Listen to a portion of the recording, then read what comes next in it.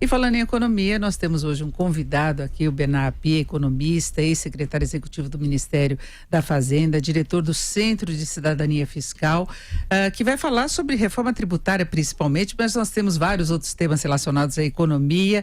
Benappi, muito obrigada pela sua presença aqui, um bom dia. Bom dia, Denise, e bom dia, Tiago. Bom dia. Bom, vamos começar, nós vamos falar de reforma tributária, porque o Centro de Cidadania Fiscal desenvolveu todo um projeto durante um longo período e esse projeto foi protocolado já pelo deputado Baleia Rossi na Câmara. Deve ter uma tramitação, se discute até se pode ser uma tramitação paralela ou não à reforma da Previdência, mas antes de falarmos sobre isso, eu queria falar de uma novidade que nós tivemos em relação à tributação, na verdade desoneração nesta semana, que foi a decisão do Supremo que amplia o subsídio à Zona Franca de Manaus. Se imagina que o governo possa ter uma perda em termos de arrecadação da ordem de uns 16 bilhões de reais por ano. Benappi, como é que você viu essa decisão? Eu vi com muita preocupação. O que foi decidido pelo Supremo é que quando você produz um insumo, um componente na Zona Franca e ele é vendido para uma indústria que está fora da Zona Franca, ele não paga IPI na Zona Franca e vai gerar um crédito IPI para quem comprou aquele produto. E qual o problema desse modelo? Vários problemas. Primeiro problema, quanto maior o preço que for negociado entre o vendedor e o comprador, e se forem, por exemplo, empresas do mesmo grupo, eles podem ter muita margem de arbitragem e como eles vão fixar esse preço, maior é o benefício que está sendo dado. Ou seja, você transformou um imposto num subsídio. Aquilo que você não pagou de imposto, você recupera na forma de crédito, ou seja, você deixa de pagar de imposto em cima desse... você recupera isso como dinheiro, como crédito na etapa seguinte. E isso pode gerar muita distorção e muita controvérsia, muito contencioso, inclusive, porque aí agora a Receita vai ficar discutindo se o preço que foi vendido foi correto ou não. Mas tem um problema de fundo mais sério que me preocupa, que é o próprio modelo da Zona Franca de Manaus. Uma coisa é o objetivo, tem que ter uma política de desenvolvimento para a Amazônia, e aí estamos todos de acordo. Outra coisa é o modelo que é adotado atualmente. Esse é um modelo extremamente caro, quer dizer, segundo os dados da Receita Federal, a renúncia de tributos federais para a Zona Franca no ano passado correspondeu a 24 bilhões de reais, e a Zona Franca gera 85 mil empregos, é o último dado disponível. Isso dá quase 300 mil reais por ano de renúncia de tributos federais por emprego gerado. Só que um emprego, em média no Brasil gerado, considerando encargos, deve custar menos de 60 mil reais. Falando, a gente gasta muito mais dinheiro em renúncia de tributos do que a remuneração de cada um dos trabalhadores que está empregado naquela região. É óbvio que tem que ter uma política de desenvolvimento para a região, não tenho dúvida nenhuma com relação a isso, mas eu acho que está na hora. O problema é o seguinte: nós temos uma política que tem um custo muito elevado para um benefício bastante restrito. Qual seria uma política ideal? Eu acho que a melhor política é aquela que explora a vocação regional. O que a Zona Franca faz é tentar levar para a Zona Franca indústrias que não têm vocação para ir para a região. O que você deve ter é uma política que explora a vocação da região. Por exemplo, a região tem vocação para turismo, ok, vamos dar dinheiro público para estimular e desenvolver o turismo na região, isso é positivo. A região tem uma biodiversidade enorme, pode gerar produtos a partir dessa biodiversidade. Vamos investir explorando a vocação da região. Eu estou dizendo que a gente tem que buscar fazer aquilo. O grande problema no Brasil é que as pessoas, quando discutem política pública, olham para o benefício e esquecem de olhar para o custo. É inegável que a Zona Franca teve algum impacto positivo para Manaus, ninguém questiona isso. Mas há um custo extremamente elevado. Eu acho que com muito menos recurso público dá para fazer uma política muito mais eficiente de desenvolvimento para a região. Acho que aí no Brasil a gente tem que ter agora coragem de discutir essas questões. As empresas se instalam lá para ter o benefício e depois só ficam lá operando se continuarem tendo benefício. É simples assim, inclusive por uma questão de logística, pela distância dos grandes centros, tem esse problema também, não é? A Zona Franca é exatamente o caso no Brasil de indústria nascente. Há 50 anos atrás, em 1968, você criou um benefício para atrair indústrias para a Zona Franca. Até hoje, se você reduzir o benefício, a indústria vai embora. Ou seja, você não conseguiu criar autonomia na região, você não fez uma política que deu condições para que a região andasse com as suas próprias pernas. Você criou uma política que ela só existe por conta dos benefícios que foram criados há 50 anos atrás. Obviamente é uma política que precisa ser revista. Agora vamos falar então da sua proposta, que você não gosta que fale que é a sua proposta de reforma tributária, mas sim do Centro de Cidadania Fiscal, mas ela foi protocolada, ela pode sair à frente inclusive da proposta do governo. em relação à matéria tributária. É uma proposta de uma simplificação muito ampla da tributação aqui no Brasil, com se reunindo em menos tributos, vários dos que a gente tem de pagar atualmente. Eu queria mais detalhes em relação a isso para o nosso ouvinte e internauta poderem acompanhar.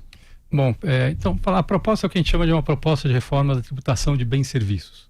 O que é tributação de bens e serviços? É aquilo que você cobra ao longo da cadeia de produção e comercialização de bens e serviços até o consumidor final. O Brasil provavelmente tem o pior sistema de tributação de bens e serviços, que a gente chama também de tributos indiretos, do mundo. É o pior do mundo. A grande maioria dos países tributa bens e serviços através de um imposto sobre valor adicionado. O que é o imposto sobre valor adicionado? O imposto sobre valor adicionado é um imposto que em cada etapa do processo, tudo aquilo que você vende, você tem um débito, você paga imposto sobre tudo que você vende. Agora, tudo aquilo que você adquiriu para a sua produção, você recupera, foi pago imposto e você recupera isso na forma de crédito. Então, a empresa paga o quê? Apenas a diferença entre os débitos que incidem nas suas vendas e os créditos correspondentes a tudo que ela adquiriu para a sua produção.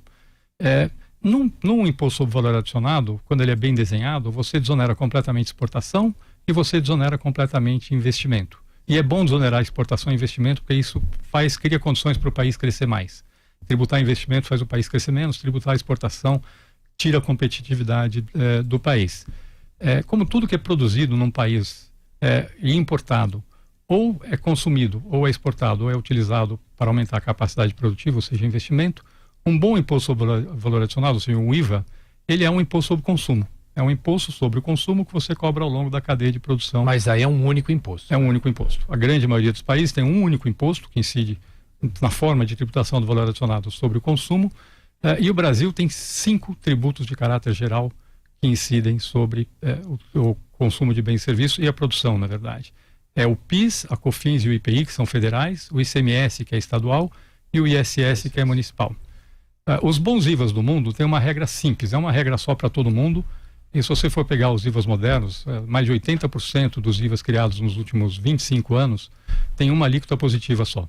Tem casos de alíquota zero, isenção, mas tem uma alíquota positiva só. E não tem exceções, pouquíssimas exceções. O Brasil, os nossos tributos, todos os 5 tributos que eu falei, só tem exceções, eles não têm regra. A gente tem um país em que, na prática, a gente tem um sistema tributário diferente, não só por setor. No fundo, no Brasil, a gente tem um sistema tributário diferente por empresa.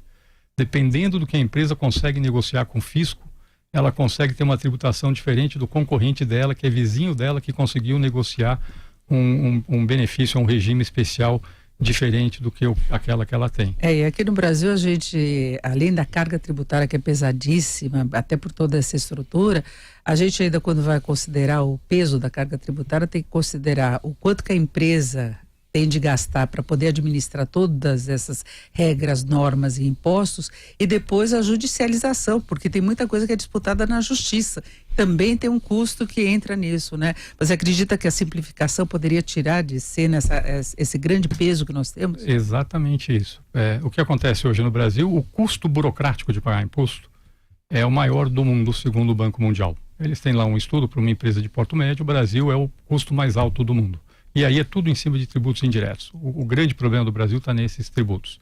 O contencioso tributário, o litígio entre as empresas e o fisco é monumental no Brasil. Nós estamos falando aí, tirando o crédito irrecuperável, de crédito podre, estamos falando aí da ordem de 2,5 trilhões de reais a 3 trilhões de reais de matéria em litígio tributário no Brasil. Isso é quase 50% do PIB do país em litígio tributário. Ou seja, e de novo aqui, a complexidade do sistema tributário brasileiro está por trás disso. Mas as consequências negativas são outras. Essas são algumas delas. Outra consequência, como eu falei, um bom imposto sobre valor adicionado tributa o consumo. O nosso sistema tributário é tão cheio de distorção que você tributa não só o consumo, mas também o investimento e exportação, e isso faz o país investir menos e perder competitividade, faz o país crescer menos. E finalmente tem um último problema, que é mais difícil de entender, que é o sistema tributário. Toda vez que você, dependendo da forma que você organiza, você tributa diferente, você faz a economia se organizar de uma forma que pode ser ineficiente. Deixa eu dar um exemplo.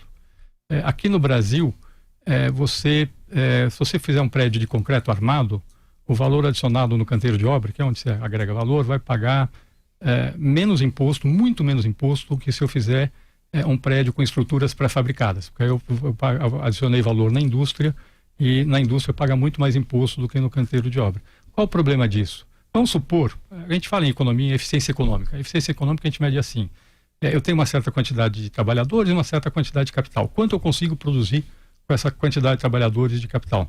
Vamos supor que aqui no Brasil, com uma determinada quantidade de trabalhadores e capital, eu consigo produzir 10 prédios de concreto armado. Com essa mesma quantidade de trabalhadores e capital, eu conseguiria produzir 11 prédios com estruturas pré-fabricadas. 10% a mais.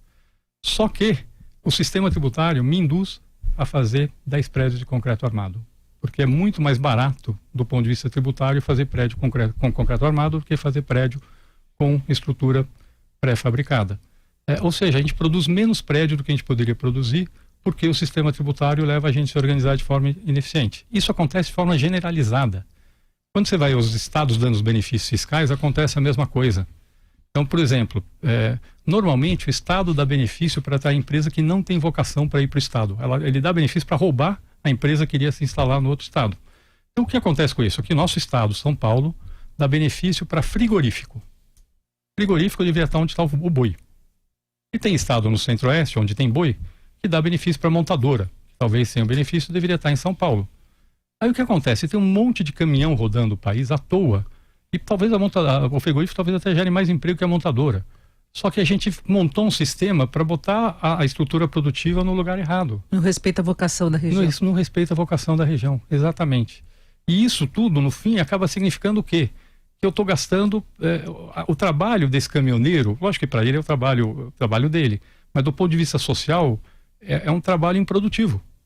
Eu poderia estar com o trabalho dele produzindo mais coisas, mais bens e serviços finais.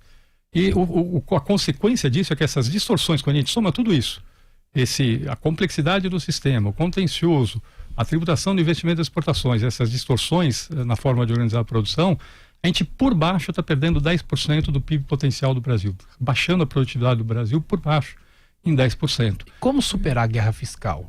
Esse é o ponto. Agora eu vou falar da nossa proposta. Então, eu queria acrescentar exatamente isso, que sempre se desconfia muito de qualquer proposta mais ampla de unificação dos tributos, por causa do ICMS. A guerra fiscal não se consegue unificar sequer o ICMS sozinho.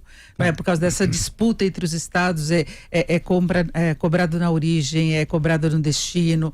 Os estados querem ter essa possibilidade de atrair mais investimentos. Como lidar com isso? Então, o que nós estamos propondo na nossa proposta? A proposta de cidadania fiscal que foi apresentada pelo deputado Baleia Rossi. A proposta é substituir esses 5 tributos que eu falei, PIS, COFINS, IPI, ICMS e ISS, por um único imposto do tipo imposto sobre valor agregado, que a gente está chamando de imposto sobre bens e serviços. Só porque é o padrão mundial agora é chamar de imposto sobre bens e serviços. Esse imposto sobre bens e serviços, ele seria melhores características de melhores IVAs do mundo. A gente está simplesmente pegando o que tem de melhor no mundo e trazendo para o Brasil. A grande questão é como é que eu passo do sistema tributário atual para o novo sistema. E o que nós estamos propondo é fazer essa transição em 10 anos. A gente está propondo a transição em 10 anos com 2 períodos. Um período inicial de 2 anos, que a gente chama de período de teste. Então, a ideia é criar esse imposto novo, o IBS, com uma alíquota de 1%, para não ter aumento de carga tributária, reduz só a alíquota da COFINS, ou seja, não mexe com estados e municípios. Opera 2 anos, para ajustar operacionalmente e principalmente para saber qual é o potencial de arrecadação do novo imposto. A partir daí, em 8 anos seguintes, a gente vai reduzindo 1/8 por ano as alíquotas dos tributos atuais. Então, nesse primeiro ano da transição, desse período de transição de 8 anos, o sistema tributário atual vai ser 7/8 do que ele é hoje. Eu sei quanto eu arrecado hoje com os tributos atuais, eu sei quanto eu vou perder, 1/8 da arrecadação, eu sei quanto eu arrecado com 1% de alíquota no novo imposto, eu sei quanto tem que subir a alíquota no novo imposto para repor essa arrecadação. E com isso a gente consegue fazer a transição mantendo a carga tributária constante. Infelizmente no Brasil não dá para reduzir a carga tributária porque o país está quebrado, mas também não dá para aumentar a carga tributária porque a sociedade não aguenta mais pagar imposto. No final desse período de transição, 2 anos mais 8, os tributos atuais são extintos e a gente fica com o imposto no melhor padrão internacional.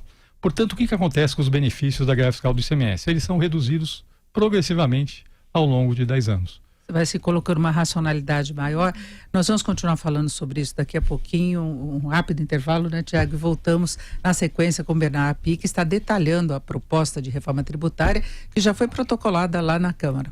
Nós voltamos a conversar aqui com o nosso convidado, Bernard Api, economista, e falava sobre a proposta de reforma tributária que foi definida pelo Centro de Cidadania Fiscal, já foi protocolada lá na Câmara.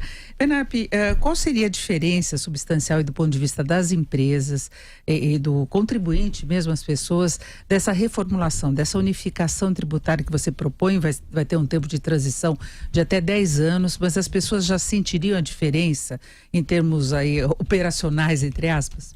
Bom, vamos lá. Primeiro, do ponto de vista operacional, o novo imposto é infinitamente mais simples que o imposto atual. A gente tem muito trabalho de discussão e a avaliação dos próprios agentes fiscais é que talvez a única obrigação acessória para esse novo imposto seja emitir o documento fiscal eletrônico que já existe hoje.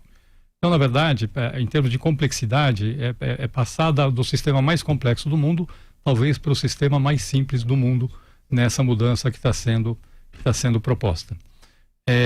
Do ponto de vista por que a gente está propondo essa transição de 10 anos? Acho que essa é uma pergunta importante. A gente está propondo a transição de 10 anos porque as empresas fizeram investimentos em cima do sistema tributário atual. O sistema tributário atual é todo distorcido, mas elas fizeram investimentos. Se você fizer uma mudança muito rápida, ela pode, aquele investimento que ela fez, pode ser que tenha que operar com uma margem muito baixa, ela perde o investimento que ela fez. A gente quer que as empresas recuperem investimentos, queremos dar segurança jurídica para as empresas nessa transição, mas o efeito da mudança é muito grande. O impacto que teria, essa é uma coisa importante. Essa mudança tem vários impactos. Tem um primeiro impacto de imediato, assim, aprovou a proposta ainda que nem tenha começado, porque se aprovou a proposta, tem uns 2 anos até aprovar a lei complementar, o regulamento, antes de começar a funcionar mesmo o novo sistema tributário. Mas desde esse momento, você provavelmente vai ter um impacto positivo sobre o investimento, uma melhora de ambiente de negócio. A partir do momento que começa a transição, automaticamente, a partir do momento que as empresas começam a investir com base no novo sistema tributário e não no velho, você tem ganhos de produtividade. E esses ganhos de produtividade vão se refletir na prática em uma redução do preço dos produtos e um aumento do preço do poder de compra dos consumidores. Ou seja, você tem um impacto inicial que é de melhorar as expectativas e aumentar o investimento.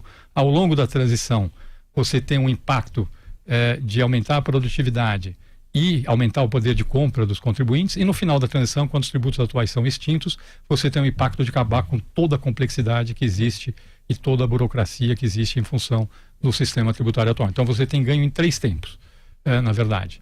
A nossa avaliação é que com esta proposta aprovada, num horizonte de 15 anos, a gente poderia ter um aumento de 10% ou mais no PIB potencial do Brasil, ou seja, projeta que o Brasil cresceria nesses 15 anos, e projeta o quanto ele cresce. Se você fizer a reforma tributária, ele cresce o que ele cresceria mais 10% ao longo desses 15 anos. Mais uma dúvida, por que no Brasil existe tanto benefício invertido? O senhor falava no bloco anterior sobre esses benefícios que são invertidos. Por que isso existe?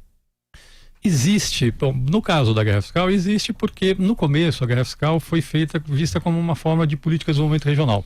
Os estados mais pobres dão benefícios para atrair empresas. Até aí tudo bem. O problema é que generalizou. Todos os estados hoje do Brasil dão benefícios. Então, o que aconteceu é uma evolução histórica. Na verdade, até recentemente, até 2 anos atrás, esses benefícios eram ilegais. Virou prática comum, mas eram ilegais. Coisa do Brasil, né? A gente tem lei, mas não é cumprida. Mas agora, desde o ano passado para cá, na verdade, eles foram legalizados por um prazo de 15 anos. Eles estão convalidados por um prazo de 15 anos. Eu tenho uma pergunta aqui, que foi de um ouvinte, até que o conhece, que ele falou do apelido, depois eu coloco aqui, mas ele queria saber qual a alíquota final do IBS. Essa é uma boa pergunta. A alíquota, a gente não sabe. É do novo imposto. Do né? novo imposto, o IBS, que é o novo imposto. A gente não sabe porque ela só vai se conhecer de fato durante a transição. Mas a nossa avaliação é que ela seja de 25% sobre o preço sem imposto. Que corresponde mais ou menos a 20%, corresponde exatamente a 20% do preço com imposto, que é a nossa cabeça aqui no Brasil, a gente pensa no preço com imposto. Então é 20% do preço com imposto. Só para vocês terem uma ideia, a alíquota só do ICMS, a alíquota modal aqui em São Paulo é 18%. A do PIS/COFINS é 9,25%. Então, estou falando só um produto que paga 9,25%, ele hoje paga por dentro 27%, 25%, ele vai passar a pagar 20%. Falar, como é que eu consigo reduzir a alíquota? Porque eu estou tirando um monte de benefício fiscal distorsivo que faz a economia crescer menos que existe hoje. É por isso que eu consigo ter, na prática, para a grande maioria dos produtos, uma alíquota menor, não para todos, mas para a grande maioria dos produtos, uma alíquota menor do que teria. Agora, como é que ficaria essa proposta no contexto de muita discussão que a gente tem visto, por exemplo, de tributação sobre dividendos, né? Uma ideia que o governo já teve de substituição. No caso de pessoas físicas, há propostas aí de se dar isenção para quem ganha até 5 salários mínimos. Então, tem muita coisa surgindo em termos de matéria tributária. Pode haver uma colisão aí que inviabilize alguma mudança maior? Eu acho que essa pergunta é muito boa. Acho que hoje no Brasil tem 3 temas que estão na mesa quando a gente fala em reforma tributária. Um deles é a tributação de bens e serviços, que é essa que eu estou falando. Essa é uma agenda de produtividade, é uma agenda para aumentar o potencial de crescimento do país. Tem uma segunda agenda que é de desoneração da folha de pagamentos. Eu acho que é uma agenda extremamente importante, porque é a agenda fundamental do ponto de vista de geração de emprego e formalização. Mas é uma segunda agenda. E tem uma terceira agenda que é de tributação da renda. Essa agenda de tributação da renda, ela tem 2 objetivos. Um deles é tornar o Brasil mais atrativo, como um polo de atração de investimentos, mas ela tem também um caráter distributivo. Infelizmente, a gente tem muita distorção na tributação da renda do Brasil, o que faz que uma boa parcela das pessoas de alta renda pague muito pouco imposto de renda na prática. No que acontece no Brasil é o seguinte: um empregado formal paga uma barbaridade de imposto de renda, e uma pessoa que se organiza como sócio de uma empresa, o que a gente chama de PJ, paga muito pouco imposto de renda. A porcentagem bem menor. O que a gente tem que fazer é equalizar os dois. Tem que ainda reduzir tem o Simples custo. E o MEI, né? Isso, o que tem que ser feito é reduzir o custo do empregado formal e de fato aumentar o custo, fazer igual. As pessoas ganham 20 mil reais por mês, pagam o mesmo imposto. Por que não? Não é isso que acontece no Brasil hoje. Essa é uma agenda que tem um aspecto de alto investimento, mas tem um aspecto distributivo também. Eu acho que as 3 agendas são importantes. O Centro de Cidadania Fiscal até agora se concentrou mais na agenda de produtividade, na agenda de tributação de bens e serviços, o que não quer dizer que as outras agendas não sejam importantes. Perfeito, vamos ouvir essa discussão durante um longo período. Como eu disse, essa proposta de reforma tributária já foi protocolada pelo deputado Baleia Rossi na Câmara, conta inclusive com o apoio do presidente da Câmara, né, Rodrigo Maia, e eu agradeço muito a sua participação aqui, Bernardo, que é diretor do Centro de Cidadania Fiscal. Muito obrigada pelas suas explicações. Obrigado, Denise, obrigado, Thiago. Obrigado. Bom dia aos ouvintes da Jovem Pan.